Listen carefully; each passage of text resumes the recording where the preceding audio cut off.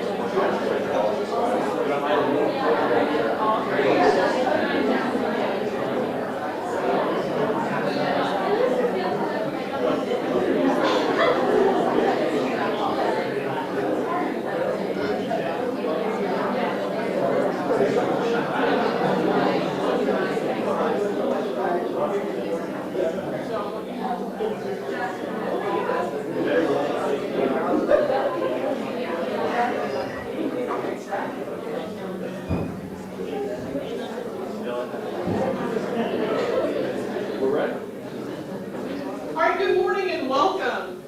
First, let's give a big round of applause. Y'all can be seated. A big round of applause. We started with 42 competitors, and we are down to 2, so congratulations.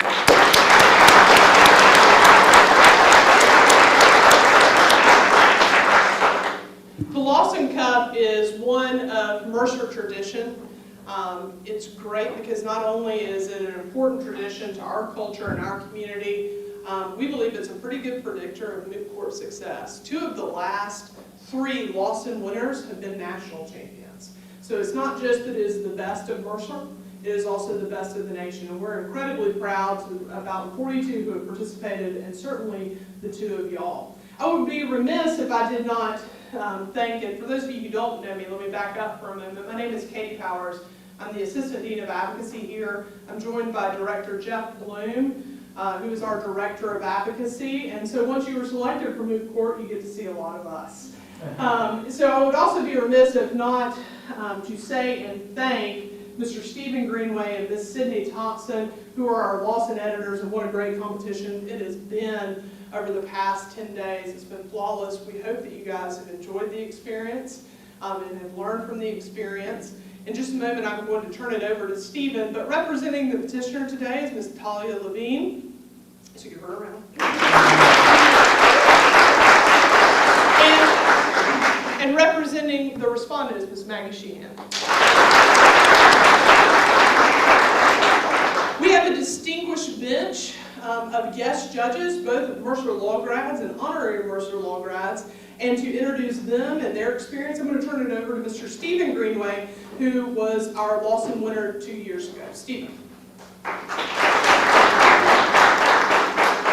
Thank you, Katie, and welcome again to the 2024 Lawson Moot Court Competition. My name is Stephen Greenway, and I'm one of the co-editors of the Lawson competition, along with Ms. Sydney Thompson, who has actually been running the show the entire time. I've just been kind of helping out and hanging out.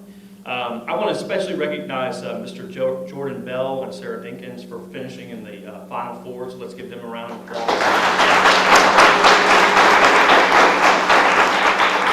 Finishing in the Final Four of this competition is a huge honor, and so we want to recognize them. I want to recognize our 3 justices, our guest judges for the final round of the competition. Beginning first with Justice Berta Colvin. Justice Berta Colvin has served as an Associate Justice on the Georgia Supreme Court since July 2021.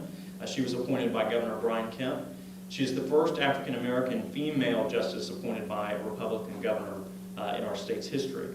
She previously served on the Court of Appeals, having been appointed by Governor Kemp in April 2020. Her time as a judge also includes nearly 6 years as a Superior Court judge in the Macon Judicial Circuit. And she also served as an Assistant United States Attorney here in the Middle District. We also are joined today by Judge Jeffrey Watkins, who was appointed by Governor Kemp to the Georgia Court of Appeals in 2023. He is a Cartersville native, and he earned his law degree right here at the Mercer University School of Law. He served as a Superior Court judge for the Cherokee and Judicial Circuit, and before becoming a judge, Judge Watkins practiced at the Marietta firm of Moore Ingram. We are also joined today by Doc Schneider, who is a partner at the Atlanta firm of King & Spalding and a fellow of the American College of Trial Lawyers. He earned his law degree from Mercer University School of Law, and his practice includes the defense of product liability claims and complex commercial disputes. I want to also just provide a brief introduction to our advocates. So beginning first with the petitioner, Talia Levine. She is a native of Windermere, Florida, and she is a graduate of the University of Florida. Talia received her bachelor's degree in psychology at the age of 18 before coming to Mercer University School of Law to pursue her law degree. Maggie Sheehan is a Woodruff Scholar. She's a native of Savannah and a graduate of Davidson College, where she studied French language and history before coming to Mercer to pursue her law degree. So once again, let's give them a round of applause.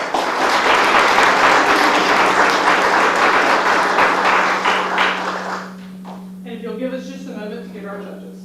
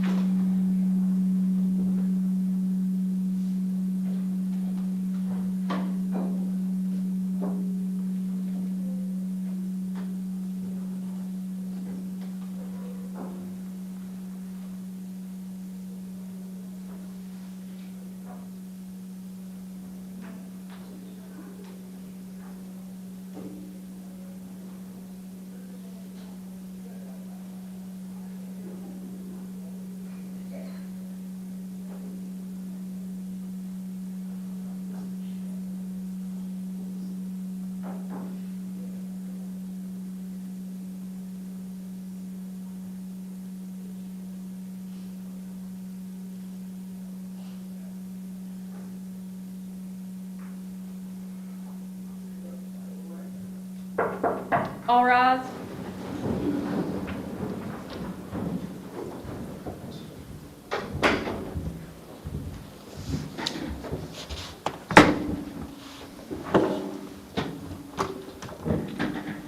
You may be seated.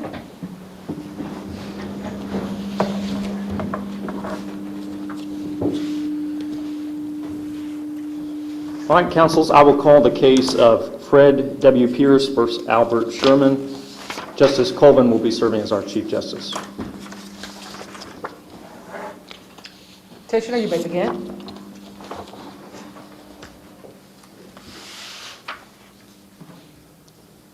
Your Honor, petitioner respectfully requests 1 minute of time for rebuttal. Shall be reserved. Thank you, Chief Justice Colvin, Your Honors, and may it please the Court.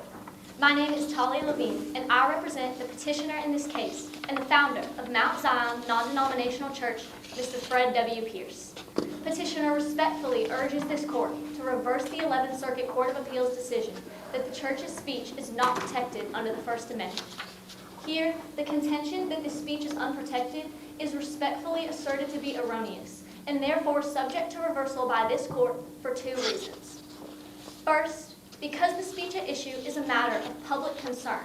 How is that a matter of public concern when they specifically, particularly on Twitter, or X now that we call it, they actually talked about this military officer and the father and the parents in general.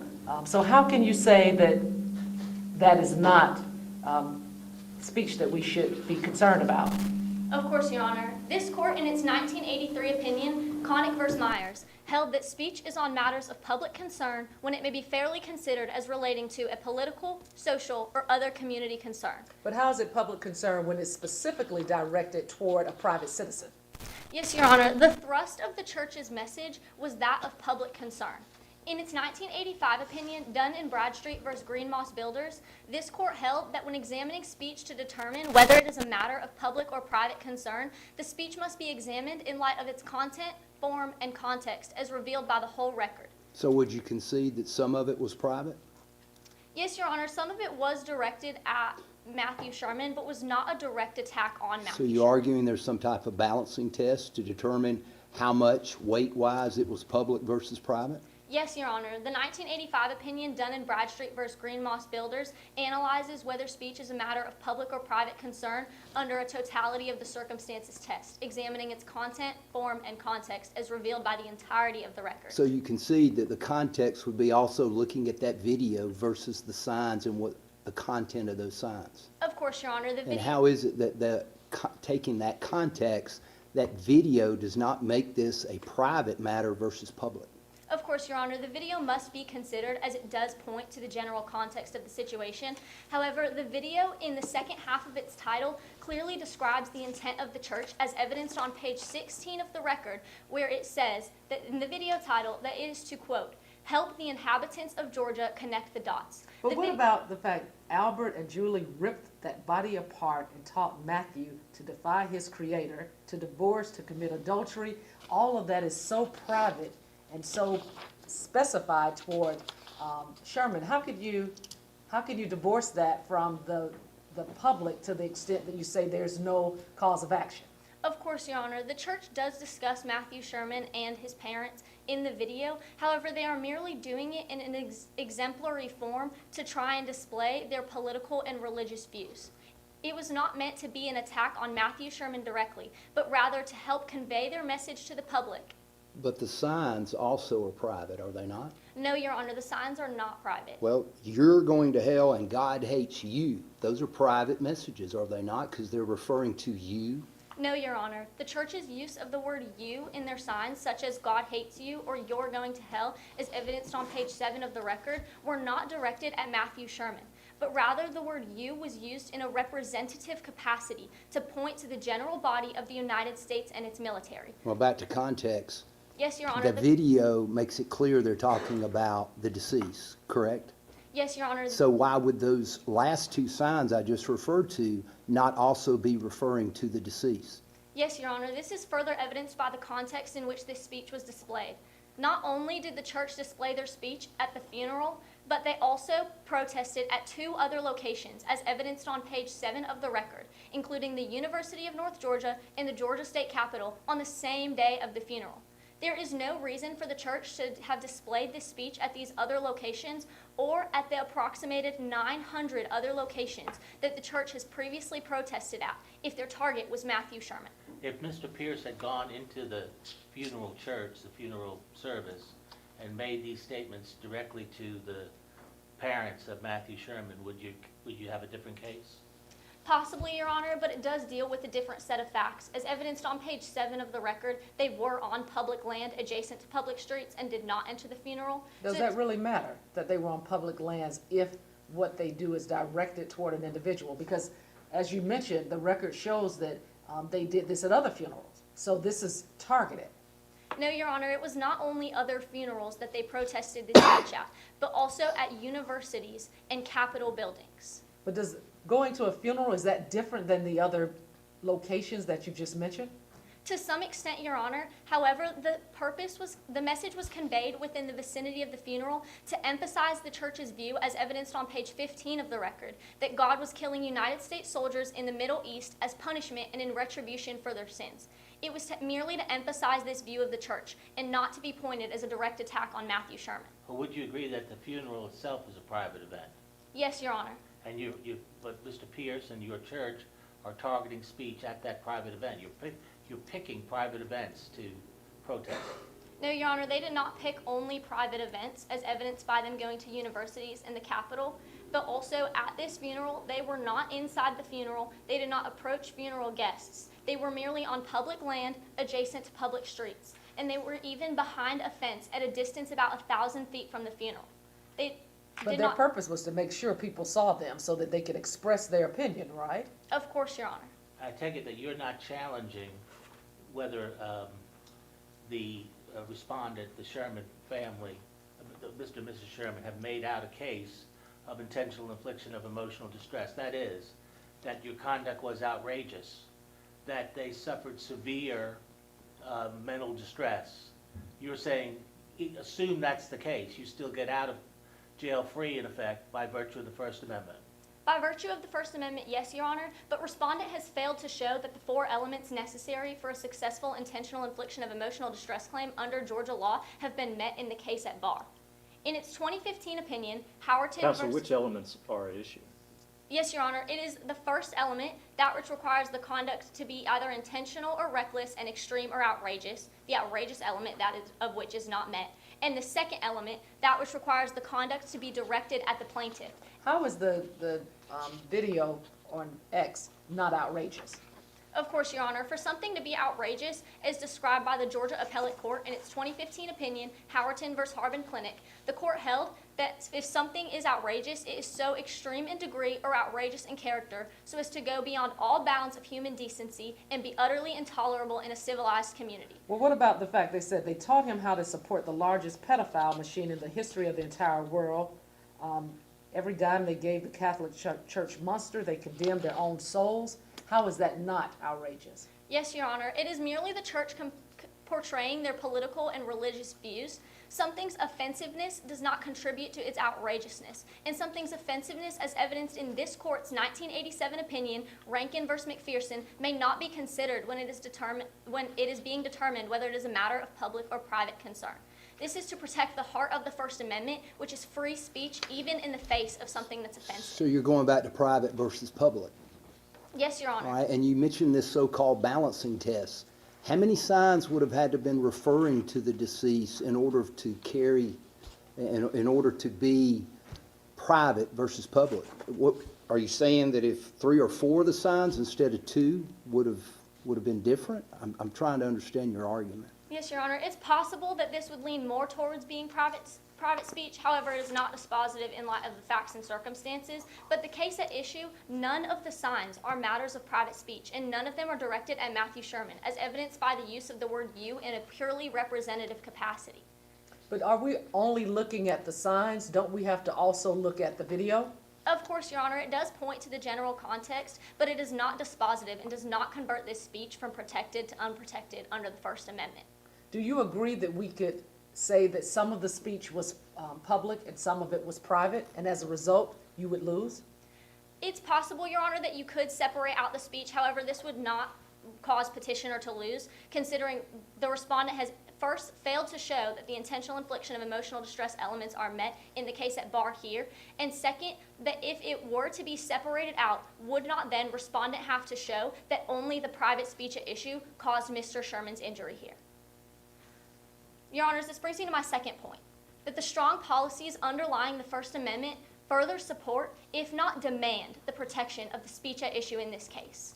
In its 1964 opinion, New York Times v. Sullivan, this court held that the First Amendment holds a profound national commitment to the uninhibited, robust, and wide-open debate on public issues. Counsel, why should the First Amendment cover these attacks on this Green Berets family when your client has so many other alternatives by which they can get their message across? Of course, Your Honor, and they did exercise these other alternatives, as evidenced by the hundreds of other locations, as evidenced on page 7 of the record, that they have previously protested at and have continued to protest at on the same day of the funeral. This location was not the only location that they protested at. Further, they were on public land, they were adjacent to public streets, and they were speaking a message whose content was that of public concern.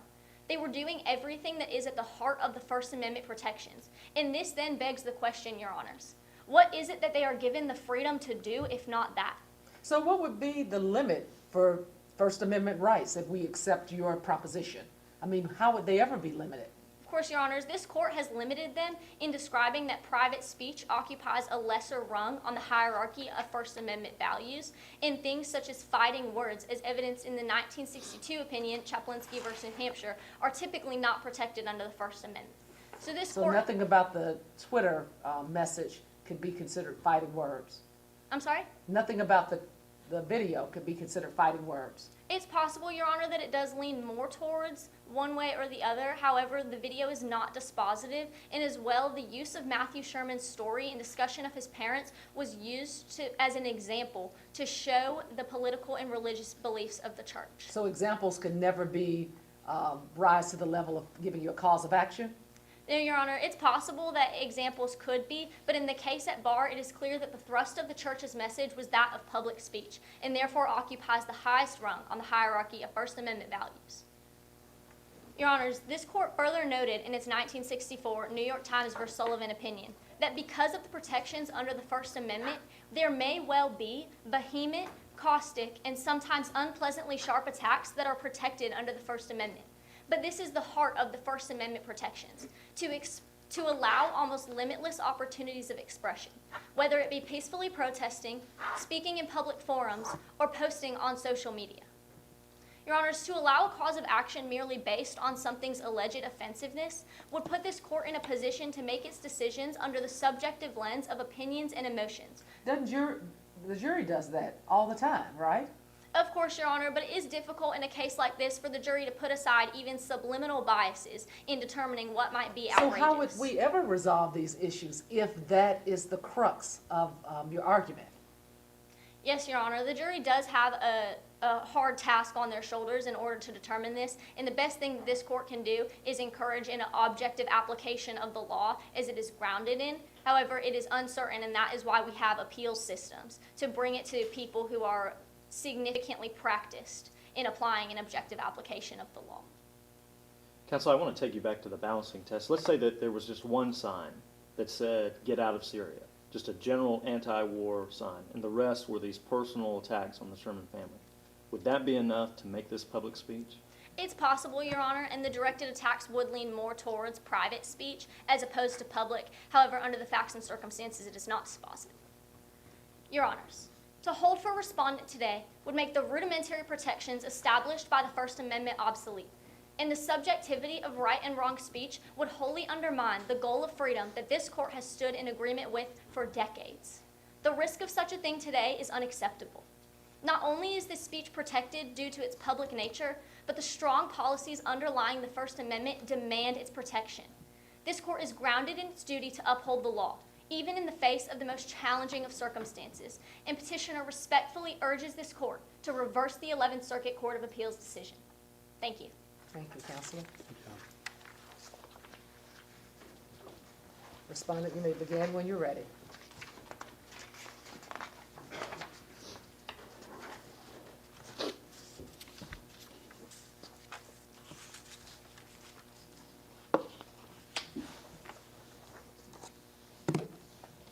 Thank you, Chief Justice, and may it please the court. My name is Maggie Sheehan, and I represent Albert Sherman, the respondent in this case. Mr. Sherman respectfully asked this court to uphold the 11th Circuit's ruling for two reasons. First, the petitioner's speech was on a matter of private concern, namely Mr. Albert Sherman and his son Matthew, and not on a matter of public concern. And second, the fact that the picketing took place on public land should not automatically bar the petitioner from any liability in this case. Do you agree this is a public and a private issue that's combined in this one case? Yes, Your Honor. We can see that there are a couple, some of the signs do speak more broadly to the American military system and the Catholic Church. However, the existence of some signs that speak broadly should not negate the existence of speech that was directed at Mr. Sherman and his family. Your Honors, this case is about the fact that the First Amendment does not license vicious, outrageous attacks against private citizens in the United States. Matthew Sherman was a Green Beret who fought bravely for his country and made the ultimate sacrifice, and his family has the right to put their son at rest without being berated by these vicious attacks. To my first point, as the petitioner pointed out, the entire context should be evaluated in determining whether the speech in this case should be protected. The entire context includes the press release noted on page 14 of the record that directly named Matthew Sherman, stating that they were going to Matthew Sherman's funeral to picket and to protest. Additionally, the video posted onto Twitter after the picketing further mentioned Matthew Sherman and his father Albert and his mother with some very vile and cruel language pointed directly at them. They mentioned that they had ripped their son apart limb from limb by allowing him to join the military.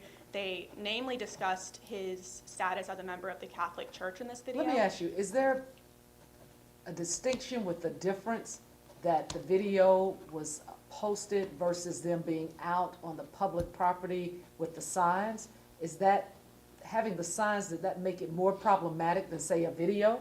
Or do you think they're both equally weighed in this instance?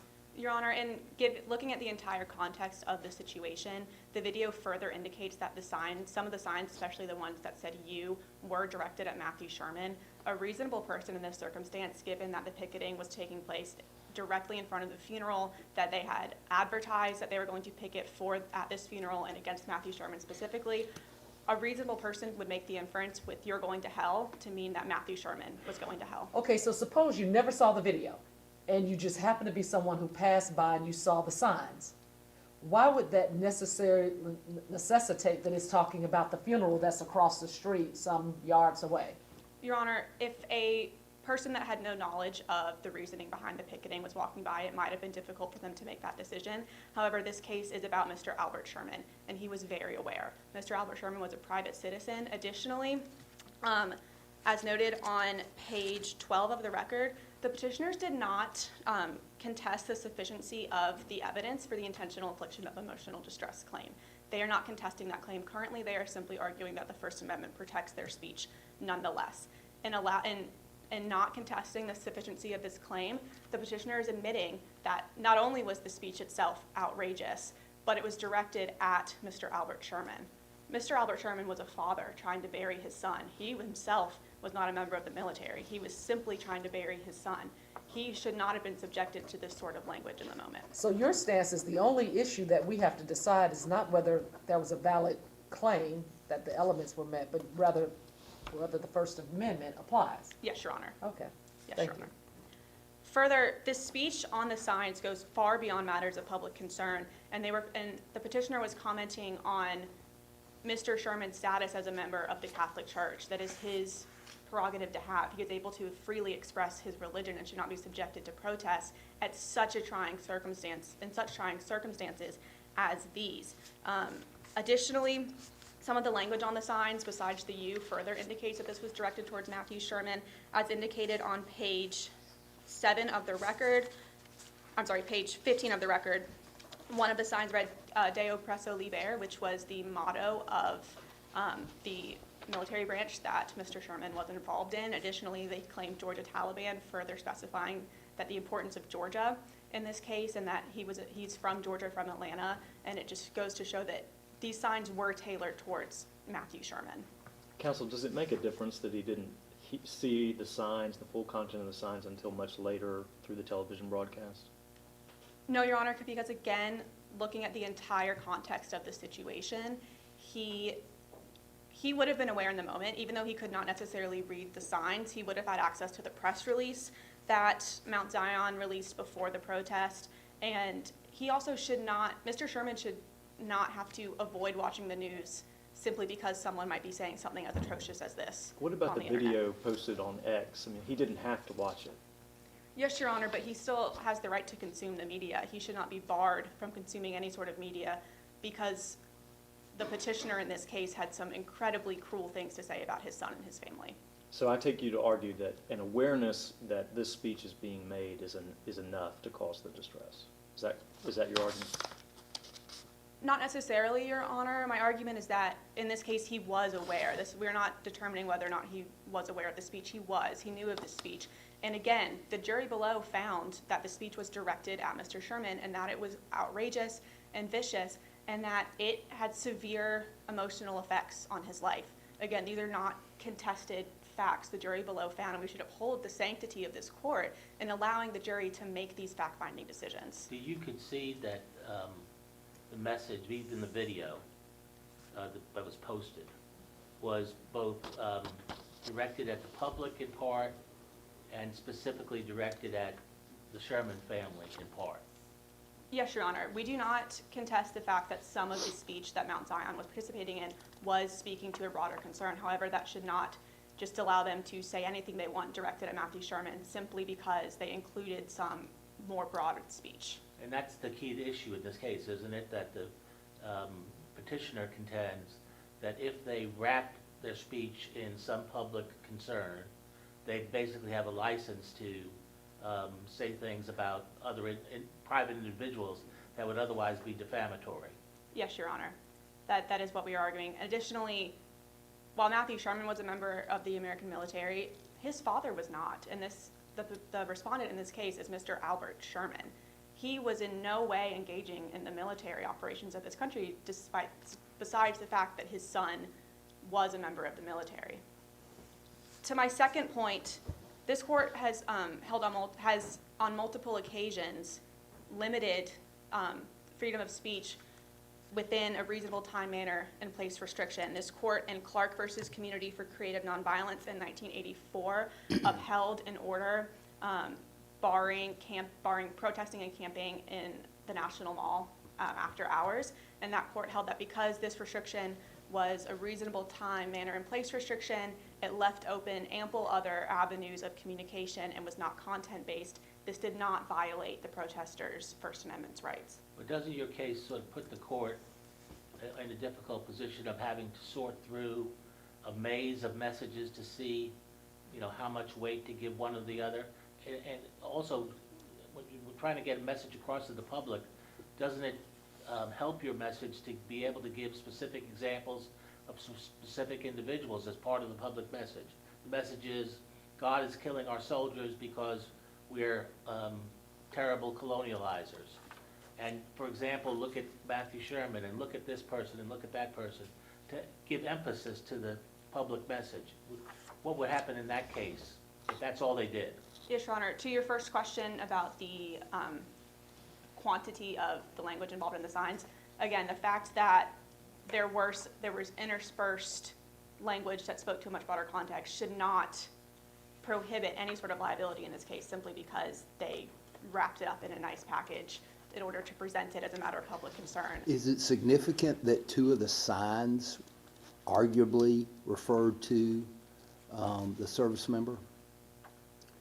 In other words, had there been no arguably private message on those signs, but there was a video and there was a press release, would your claim fail under the First Amendment?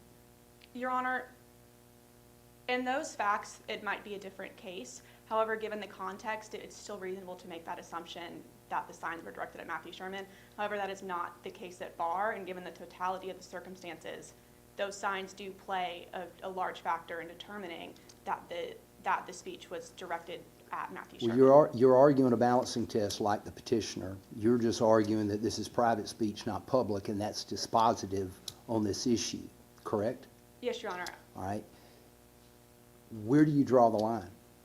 Your In Honor, other words, where does this speech become private under your public under your argument? Your Honor, if there's no mention of Matthew Sherman, potentially, and they did not pick a location right outside of the particular Catholic church where Matthew Sherman was being buried, if they did not issue a press release naming Matthew Sherman, if they did not release a video, again, naming Matthew Sherman, the facts might be different. However, this is not the case. What if they did the press release and not the video? It could be a different, yes, Your Honor, that could be a different case, but again, that is not what we have at hand. And again, the jury below found that these were directed at Matthew Sherman. It is not our place to draw the line. The jury, it is a context-dependent decision to make, and the jury has already made that decision. In light of the public and the private views that were expressed, was there some social value, at least, that, petitioners can say that there was a social value in the expression of these ideas to the extent that there should be no liability? Your Honor, there is social value in expressing your beliefs. However, that social value does not outweigh directed vicious attacks at a private citizen. Mount Zion had ample other opportunities to convey a broader message about their beliefs surrounding the Roman Catholic Church and the American military presence in Syria, and they chose this particular location. If they were trying to simply make a broad statement, why not keep their protest directly in front of the Georgia State Capitol? Why not go to Washington, D.C.? Counsel, the petitioner is arguing that they chose this location to maximize the publicity of their message. What's your response to that? Yes, Your Honor, we agree that they were trying to maximize the publicity, but in order to gain that publicity, they needed to target their attack at Matthew. That is what drew the public in. But was it really a lot of publicity when you're standing across the street from a cemetery? I mean, was that, and I guess what I'm getting at, was that so evasive that it should be something that we're concerned about? I mean, they were standing across the street from the cemetery. It's not like it's a place, like you said, the Georgia Assembly. It's not like they're there in front of a crowd that we know will always be there. So is that less problematic?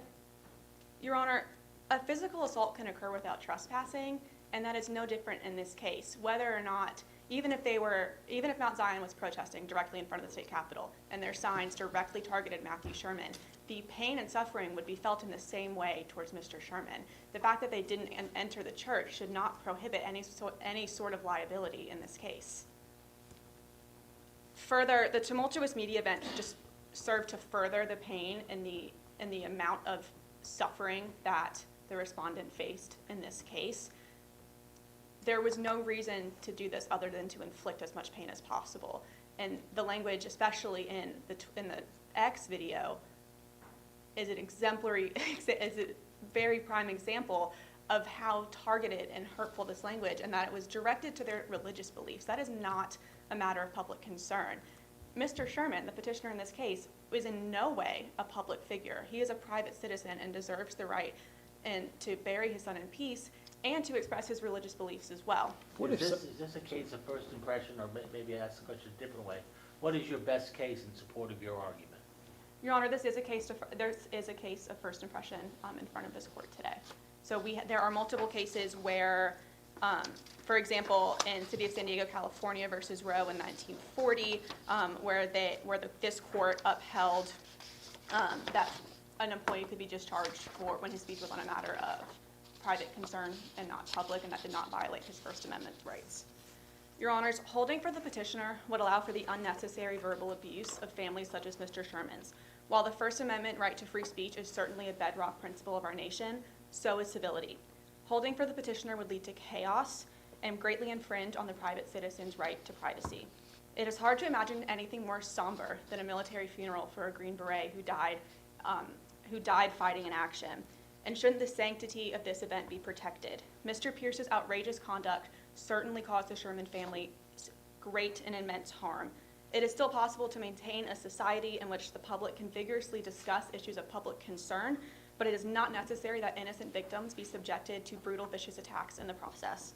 For these reasons, the court should uphold the 11th Circuit's decision because Mr. Sherman is a private citizen and thus not a matter of public concern, and the location of the torch should not automatically pardon the offender. Thank you. Thank you, Counselor. Rebuttal?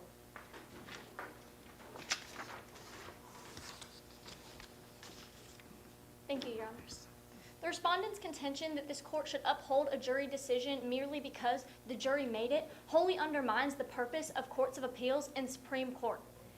The speech at issue here, and the court has the ability to override these decisions of a jury when they egregiously misread the case at bar, such as with the facts that we have set before us. In light of its content, form, and context, as the precedent has already been set by this court, as evidenced by the hundreds of other locations the church has protested at, and the purely public nature of this speech that plainly relates to broad issues of interest in society, it leaves little doubt that this speech is a matter of public concern.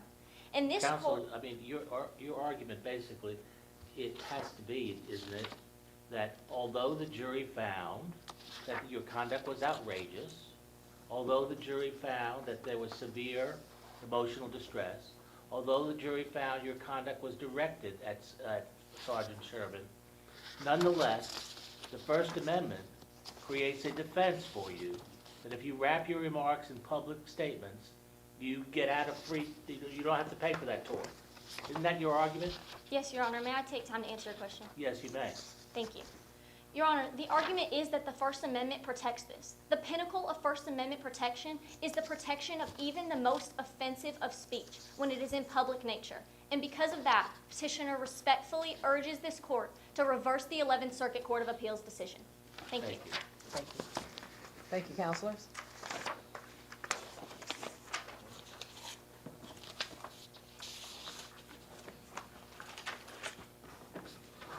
We are adjourned for deliberation. All right.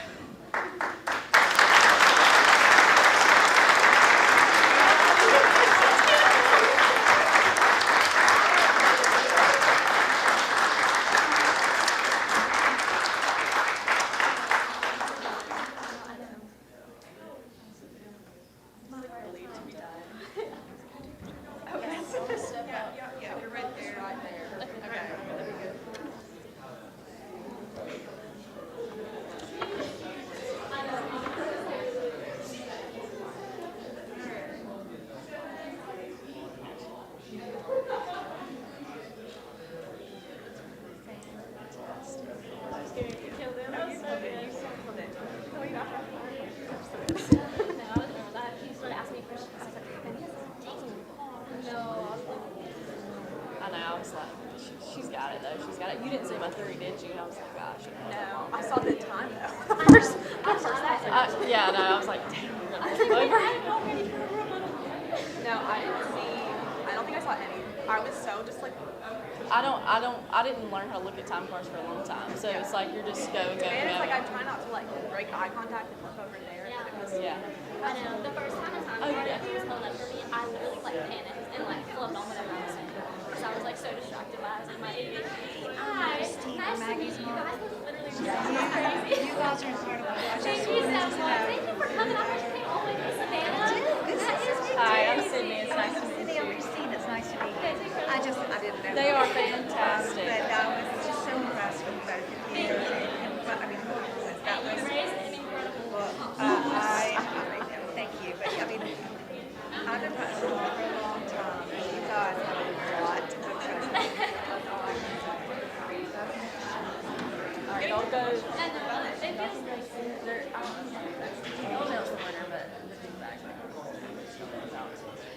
Competition's over. And then afterwards, we'll get all of them.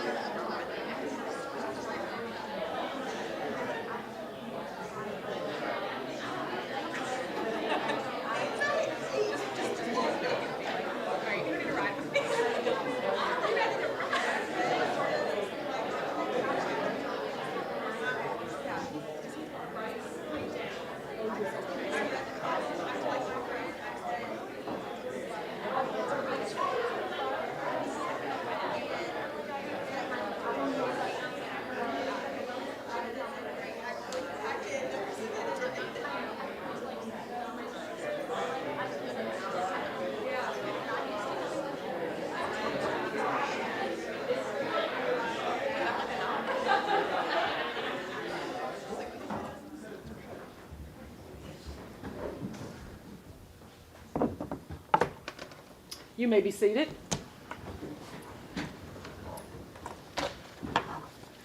Well, I want to start off by saying this was outstanding, a pleasure, and it helped me remember years back when I was sitting in seats like you all, so great job.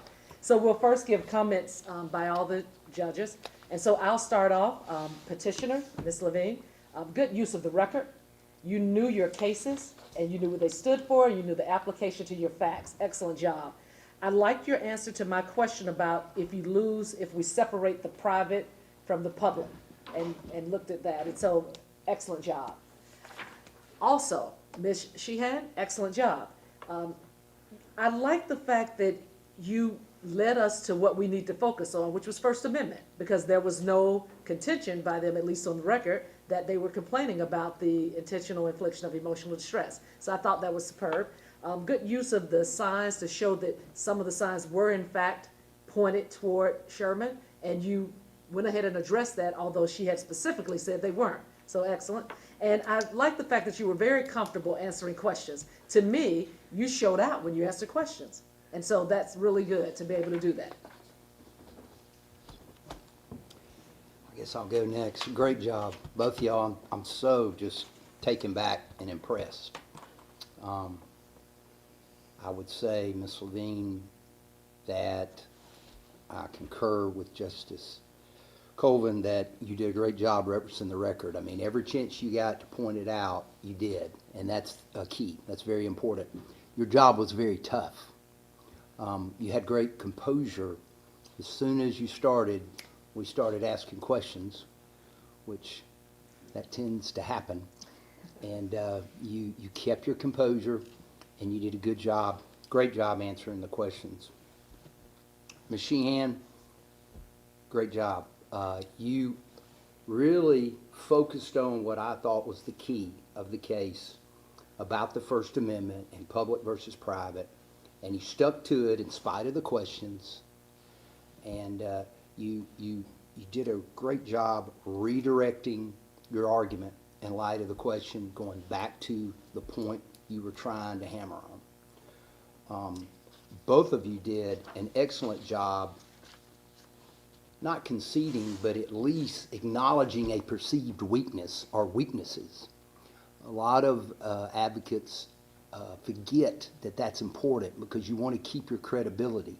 The whole point is, yes, that could be argued to be a weakness, but this is why it's not. Distinguish it. If it's bad law, convince the court why it should be overruled. So both of you did a good job with those type of questions also. All right, well, I share my fellow judges' view that this was just outstanding. Both of you were outstanding. You showed to me that you both knew how to prepare a case And you should not forget the lesson of this day, which is all the preparation you put into this, all the heart and soul that you put into this. This is what you're going to have to put into things going forward as you have real cases and real issues. It's going to take this amount of effort, and this amount of studying of the case law and the record to be able to do what you two did today, right? You know the effort that was put into it. And to me, the most rewarding thing about this day is that it's shown you what it takes, that you have what it takes. Both of you have what it takes. And you poured the heart and energy into it that you needed to do to be able to perform the way you did today. In terms of specific comments aimed at individuals, Ms. Levine, superb job. I think you were very calm under fire. I thought in the end, when I asked you about, well, don't you have to concede your conduct was absolutely outrageous and hurt this poor family desperately, you were very calm and came back and said, even if the speech is extremely offensive, it's still protected by the First Amendment. I thought that was good. I thought you had good knowledge of the case law, which you need to have. And to me, you just seem to be unflappable under fire, which is key in appellate arguments and key generally in being a lawyer. Maggie, Sheehan, also superb. I mean, a beautiful job. I think you really felt your client's cause. You believed in your case, and it came across. I thought that you picked up on my question to your opponent about doesn't she have to concede that the elements of intentional infliction are made out? And I think the first time I asked her that question, she said, well, actually, we do contest whether it's outrageous or not. But I think you came back and said, no, that's specified under the record. That's good. I like that, picking up and listening to what your opponent's saying and picking up on that in your argument as opposed to just coming in and delivering what your prepackaged message was. So that showed good flexibility on your feet. I liked your conclusion. You obviously paid a lot of attention to what's going to close on policy issues. I saw you some looking down and reading, but I'd rather that than you feel lost in your statement. And it showed me that you spent a lot of time reflecting on what you should say to conclude your remarks. So I give you both high kudos. I think it's extraordinary to come and see your lawyers perform in the way that you did. It reflects extremely well on you, extremely well on Mercer, extremely well on this program. So I'm just thrilled to have seen this and witnessed it. Well, I'll keep my comments brief. Congratulations to you both. I remember watching both of your preliminary rounds and being extremely impressed with both of you at the outset. You made it through multiple rounds to get to this point. At every round, I felt like you guys were just getting better and better, incorporating feedback, embracing the challenge of this on top of studying for class and preparing for class. So just really outstanding knowledge of the record, really outstanding confidence. I watch you both grow through this week and get more and more comfortable. And I think today was really your best rounds. And so you have a lot to be thankful for. Let's give them both a hand.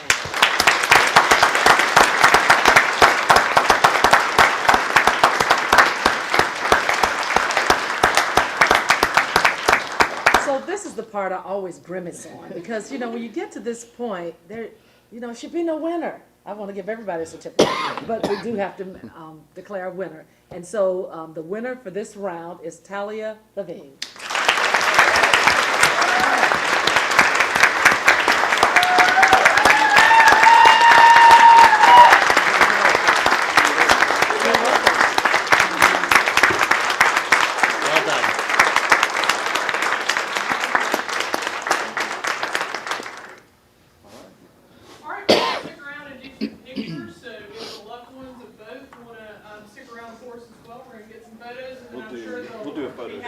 Okay.